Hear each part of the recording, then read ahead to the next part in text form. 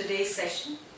Today we are going to talk about structural conflict in sectors of tribal development. Hope you are watching the previous videos and by now you've understood who are the tribes, what are the problems they are facing, and what is the theoretical concepts related to inequality, difference, structural conflicts and things like that. So let us move on. In this session, what you will be learning is you will become familiar with the concept of development. Also, you will understand the different dimensions of tribal development and to know the major problems of tribals in India. The concept of development is seen differently by different people. For the common people, development means mainly the improvement in infrastructure. Say roads, electricity and water, and increase in commerce and trade. The economists focus on the increase in gross domestic product, that is GDP, and the per capita income.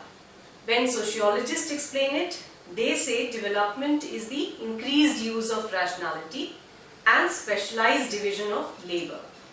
In the perspective of political scientists, development is attaining a high level of stability and order in the political system. Thus, we can say that development is a multidimensional concept.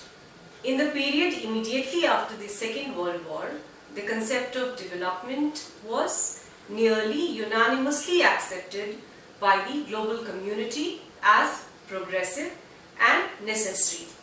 Political leaders and intellectuals explored strategies to achieve a higher stage of development.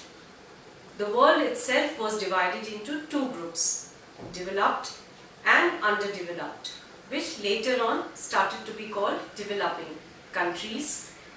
And many problems of the developing countries like ethnic conflict, political instability, poverty and population were seen as a direct effect of lack of development. It was felt that it is only through development that these problems could be resolved.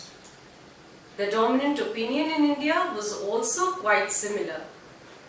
Development was seen as the key to answering the numerous problems of post-colonial India. Since most institutions in India were weak, it was the state that had to lead the efforts to develop the nation. Thus, state-led development became the focus of the Indian political leadership. However, in the case of the tribes, it was recognized that a different approach to development had to be taken. The socio-economic profile of the tribes was very different from that of the general population. And this you have understood from the previous lessons also, that the tribal follow a different political, social and economic cultural life. At the same time, it was also felt that the fruits of development could not be denied to them. The Panchsheel advocated by Jawaharlal Nehru and Warrior Elvin was an attempt to balance between the need to preserve tribal way of life and the right of the tribes to develop. The experience of tribal development in post-colonial India should be studied with this background in mind. Now let us discuss the concept of development. In its earliest descriptions, development meant improvement in human conditions, quality of life and social well-being. Economic progress measured in terms of increase in per capita income and gross national product, that is GNP, was seen as the means to achieve a higher state of development. Thus, development and economic progress was seen more or less as one and the same. But soon it was discovered that economic progress and development did not go hand in hand. Economic development did not always lead into social development. Time and again, only elites of the society benefited from the development process. The second major challenge to the idea of development was that it was not ecologically sustainable. Modern theories of development increased humankind's power over nature and subsequently led to its ecological degradation and exploitation. Nature is a finite source, all of us are aware about it, and cannot survive prolonged decrease of its resources. Therefore, development process should take into consideration the limited resources of nature. The World Commission on Environment and Development's definition is development that meets the needs of the present without compromising the ability of future generations to meet their own needs. Sustainable development implies economic growth together with the protection of environmental resources. Another set of critiques of development see a relationship between development and underdevelopment. According to these critiques, notably Andre Gunder, Frank and Saumya, development and underdevelopment are sides of the same coin, one leading to another. In the capitalist system, the growth of the developed countries is based on the continued exploitation of the underdeveloped countries. They pointed out that the developing countries have remained colonies, providing for the raw materials for the developed countries in a neo-imperialist regime, and more recently a new dimension has been added to development, and what is that? Human development. According to this concept, the center of the development strategy should be the human being. The objective of human development is to create conditions in which people can expand their capabilities and opportunities. According to Human Development Report 1990, human development is a process of enlarging people's choices. The purpose of development is to offer people more options, and one of their options is access to income, not as an end in itself, but only as a means of attaining human well-being. Other options include longevity, knowledge, freedom, security, ability to participate in governance, and human rights. As per UNDP 1990 report, people cannot be reduced to a single dimension as an economic creature. The concept of development has broadened its scope from being an exclusively an economic characteristic to more holistic one, which includes social and political dimensions. However, there are significant numbers of critiques of the very concept of development itself. These critiques want to reject the concept of development in totality, while those mentioned above only advocate major changes in the way we look at the development. Development for these critiques is a flawed concept from the beginning, and no amount of changes will make it viable and useful. Major criticisms are like the concept of development is Eurocentric and ignores the cultural specificities of other societies. It is homogenizing as it aims to make the whole world similar to the Western society and thereby destroying the indigenous cultures of the lesser developed societies. Diversity and pluralism, a precious heritage of humankind, is destroyed in the process. The second criticism is that it is elite-driven with little role for participation of the people. The third criticism is that it is capital-intensive and technology-dependent. It is not ecologically sustainable as its philosophically assumptions is based on maximum exploitation of the natural resources. The fifth criticism is that it is state-centered development and increases the power of the state vis-a-vis the people, and sixthly, it results in violence against the poor and dispossessed, which is justified in the name of development. Development-induced displacement is an example of this violence. So, hope you have understood by now the major criticism of the concept of development. Now let us move on to structural constraints for development. As mentioned earlier, development is a multidimensional concept. The process of development involves psychological, social, cultural, political and economic factors. Societies and communities need to have those characteristics that will favor the development processes. Communities that lack these characteristics will experience problems in their path to development. Psychological constraints are the first constraints and which we are going to discuss. Modernization and development require a set of psychological qualities in the people. Max Weber, a sociologist, established a relation between culture, that is values, and capitalism, economic development. Weber observed that a majority of capitalists, that is large entrepreneurs and industrialists, in Germany belong to the Protestant denomination of Christianity. He established a relationship between the Protestant ethics and the spirit of capitalism which emerged in Germany. The beliefs and values of Protestantism produce a psychological condition in its members which promotes capitalism. He lists the important values of Protestantism as thrift, discipline, importance of time and hard work. David McClelland introduced the concept of need for achievement, symbolized by N achievement.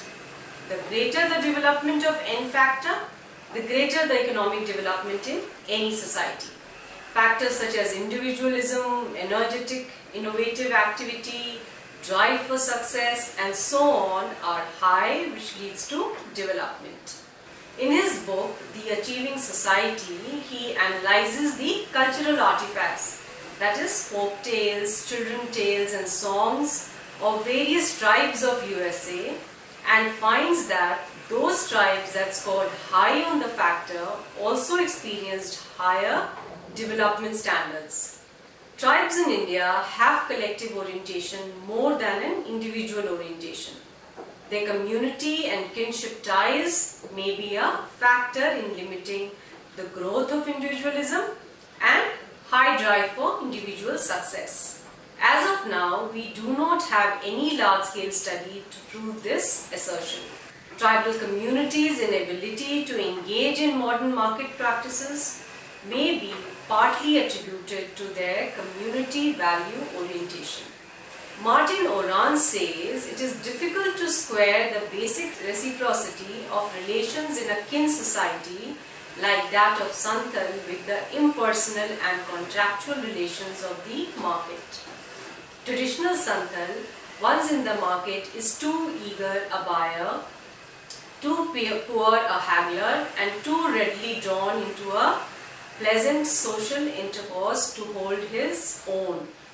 This is quoted in Mandelbaum's book in 1998.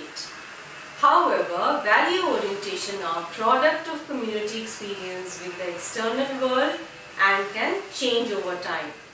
Now talking about social constraints, the processes of development and education levels are closely related. Education levels of the population are both indicator of the level of development and a factor of development. Literary, especially women literacy, is positively correlated with variable of development such as occupation, educational level of children, health status and age of marriage. The literacy of scheduled tribe is 58.96 as per census 2011%, which is around 14.03% less than in the total population. Male-female gap in literacy rate decreased from 24.41% in 2001 to 19.08% in 2011 for scheduled tribes, and for the total population it declined from 21.59% in 2001 to 16.29% in 2011. It is observed that tribes are not interested in sending their children to school. This was pointed out by Reddy in Peffer and Behera's book in 1997 and Kumkum Bhattacharya in the same book in the year 2005. Social capital and cultural capital are important social factors in the development process. According to Robert Putnam, whereas physical capital refers to physical objects and human capital refers to the properties of individuals, social capital refers to connections among individuals, social networks and the norms of reciprocity and trustworthiness that arise from them. Increased social means, increased access to social networks, which play an important role in economic and social development. Now, Pierre Bourdieu, a French sociologist, argued that above and beyond economic factors, cultural habits and dispositions inherited from the family are fundamentally important to school success. Thus, he asserted that habits and dispositions are a resource which individuals can convert to profits. Just like financial resources, they are potentially subject to monopolization by individuals and groups, and under appropriate conditions they are transmitted from one generation to the next generation. Now let us discuss political constraints. The state has emerged as an important agent of development in the modern society. This is especially true of developing societies where economic and social backwardness persist.